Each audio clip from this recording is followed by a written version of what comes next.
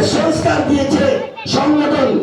আমি ভারতীয় জনতা পার্টি যারা বরিষ্ঠ কার্যকর্তা আছেন তাদের আদেশ,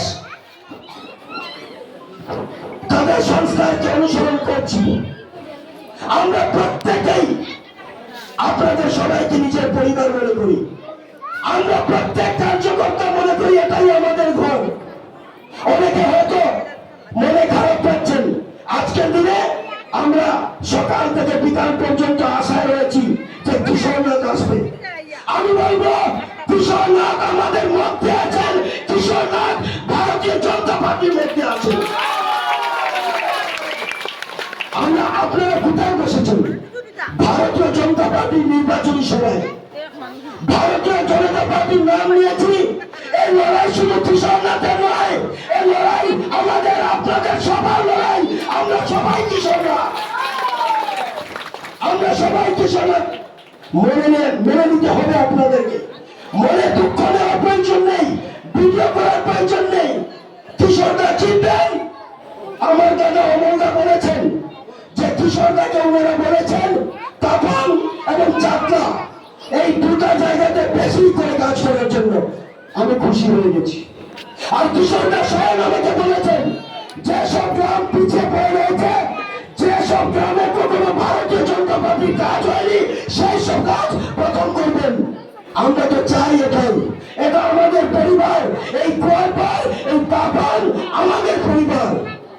আমাদের পরিবারের লোক যদি আগে বলে খুশি আমাদের লাগবে।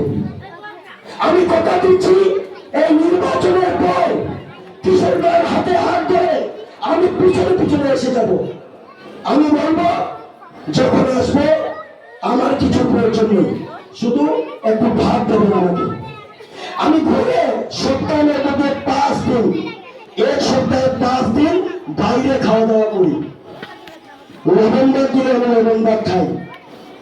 আমার জীবনে এরকম বড় হয়েছে। আর সেটাই বলবো মোদীজির আদর্শ। আমার জীবন মোদীজির আদর্শ করেছে। আমি জানি না কোন নেতা হতে পারবে না, কিন্তু বাল্যকাল থেকে মোদীজি যে কাজ করেছেন সমাজের সাথে, সমাজের স্পর্শে রয়েছেন, সেই আদর্শটাকে অনুসরণ করতে পেরেছি। বাল্য জীবন অধ্যয়নে পড়েছি।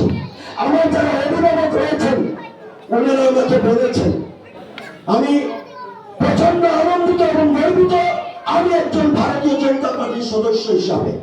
তাই আজকের দিনে বলবো আগামীকাল সকাল থেকে আপনারা এই বৃহত্তর এলাকায় প্রত্যেকে পাশের ঘরে যাবেন, পাশের ঘরে যাবেন, যাতে কেউ এই যে জয়চন্দ্রের ভূমিকা পালন করেছে নির্দল, তাকে যাতে কেউ ভোট না দেয়।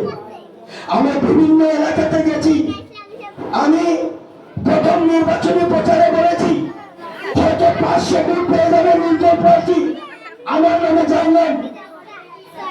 পরবর্তীতে যে সিচুয়েশনটা দেখলেন, আমি যেখানে যাই সেখানে কিশোরনাথ জিন্দাবাদ করে চলছে। আমি যেখানে গেছি আমাকে লোক বলছে, ও দাদা, কিশোরনাথ বলছে, কিশোরদা আপনি যদি 2016 থেকে 21 পর্যন্ত বিধায়ক না থাকতেন তাহলে আমরা কারেন্টও পেতাম না। আরেকজন বলছে, ও দাদা আমার ভাই আপনার জন্য জীবন বেঁচে আছে। আরেকজন বলছে, ও দাদা আপনার জন্য আমরা নদীতে ঝাঁপ দিতে হচ্ছে না, আপনার জন্য বরাক নদীর উপরে সেতু নির্মাণ হয়েছে। কিশোরদাকে বলছি, বড় আনন্দ লাগলো। আজকের দিনে আমি মুখ ফুটে বলতে পারি আপনাদেরকে, কিশোরনাথ এমন একটা ব্যক্তি যার অন্তরে আমাদের নিবাস আছে। আমরা মানুষ চিনতে পারি, ভারতীয় জনতা পার্টি সঠিক মানুষ চিনতে পারে। তাই গ্যারান্টি দিয়ে বলছি আপনাদের কিশোরনাথ আপনাদের এলাকায় আসবে। এখন সময় খুব কম, আর নির্বাচনী প্রচারের সময় নেই। 7 তারিখ